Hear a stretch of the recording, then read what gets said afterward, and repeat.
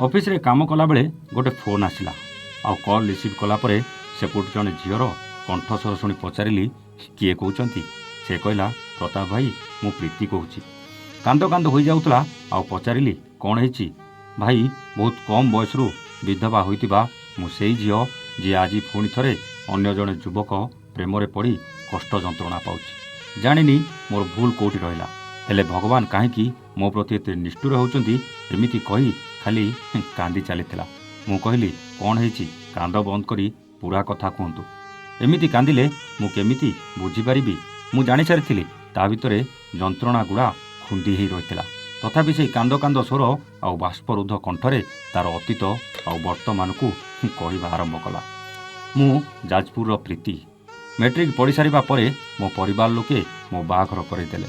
ମୁଁ ପଢ଼ିବାକୁ ଚାହୁଁଥିଲି, ହେଲେ ମୋ କଥା କେହି ବି ଶୁଣି ନଥିଲେ।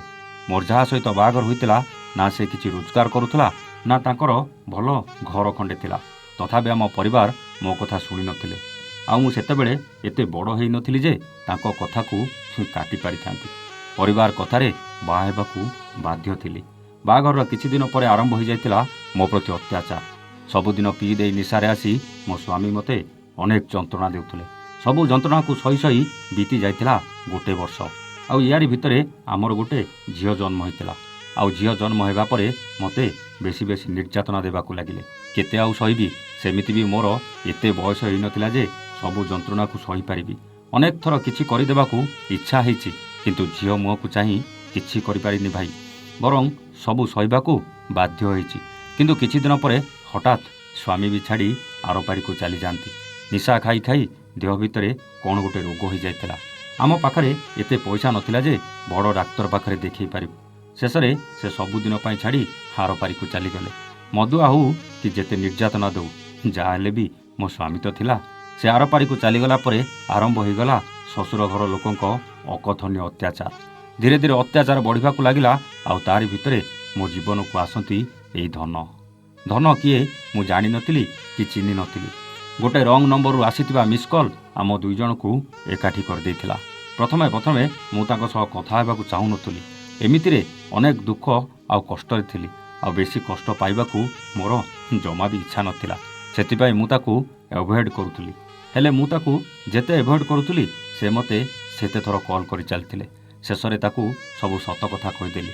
ମୁଁ ବାହା ହେଇଛି, ମୋର ଗୋଟେ ଝିଅ ଅଛି, ଆଉ ମୁଁ ଜଣେ ବିଧବା। ହେଲେ ସେ କିନ୍ତୁ କିଛି ଶୁଣିବାକୁ ପ୍ରସ୍ତୁତ ନଥିଲା। ତାର ଖାଲି ଗୋଟେ କଥା ଥିଲା, ତମେ ଯାହା ହୁଅ, ମୁଁ ତମକୁ ନିଜର କରିବି। ପୁଣି ଥରେ ତମ ମଥାରେ ସିନ୍ଦୁର ଆଉ ହାତରେ ଶଙ୍ଖା ଦେଇ ତମକୁ ବିଧବାରୁ ସଧବା କରିବି। ଆଉ ତମ ଝିଅକୁ ବି ମୁଁ ନିଜର କରିବି। ଏତେ ସବୁ ଭରସା ଶୁଣିଲା ପରେ ତାକୁ ପଚାରିଲି, ତମ ଜାତି କ'ଣ? ସେ କହିଲା, ବ୍ରାହ୍ମଣ। ମୁଁ ସବୁ କଥା କହିସାରିଥିଲି। ଆଉ ମୋ ଜାତିଟା କାହିଁକି ଲୁଚେଇ ଭାବି ଜାତିଟା ବି କହିଦେଇଥିଲି। ଦେଖ, ମୁଁ ନୀଚ ଜାତିର। ମୋତେ କେବେ ଆମ ପରିବାର ଲୋକେ ଗ୍ରହଣ କରିବେନି। ପ୍ଲିଜ୍ ମୋଠୁ ଦୂରେଇ ଯାଅ।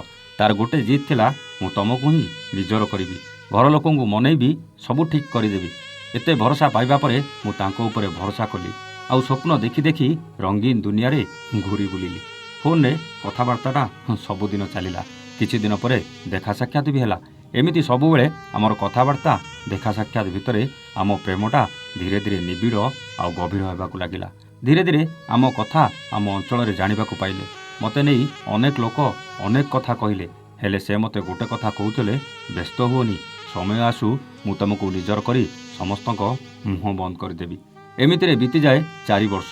ଏଇ 4 ବର୍ଷ ଭିତରେ ସେ ମୋର ସବୁ ସୁଖ ଦୁଃଖରେ ସାଥ ଦେଇଛନ୍ତି।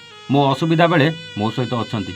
କିନ୍ତୁ ଆଜି ଯେତେବେଳେ ତାଙ୍କ ପରିବାର ଆମ ବିଷୟରେ ଜାଣିଲେ, ବିରୋଧ କରିବା ଆରମ୍ଭ କରିଦେଇଛନ୍ତି।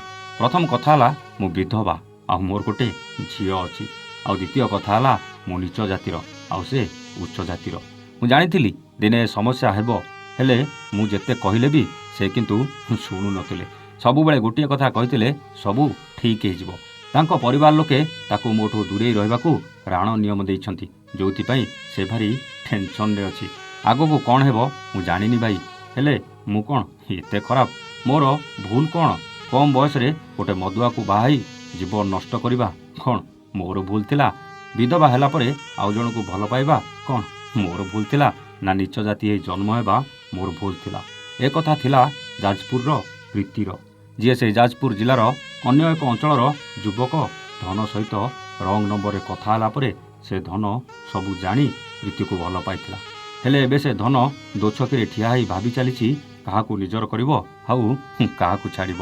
ଗୋଟେ ପଟେ ପରିବାର ଆଉ ଅନ୍ୟପଟେ ତାକୁ ଭରସା କରିଥିବା ବିଧବା ପ୍ରୀତି, ଯାହାର ବୟସ ମାତ୍ର 26 ବର୍ଷ। ମୁଁ ପ୍ରୀତିକୁ ଅନେକ ବୁଝେଇଲି, ହେଲେ ସେ କିନ୍ତୁ ଖାଲି କାନ୍ଦି ଚାଲିଥିଲା। ସହିବାର ସବୁ ସୀମା ପାର ହେଇଯାଇଥିଲା ଆଉ ଦୁଃଖ ଯନ୍ତ୍ରଣା ଗୁଡ଼ା ଲୁହ ହୋଇ ବାହାରି ଆସୁଥିଲା। ଆପଣ କ'ଣ ଭାବୁଛନ୍ତି?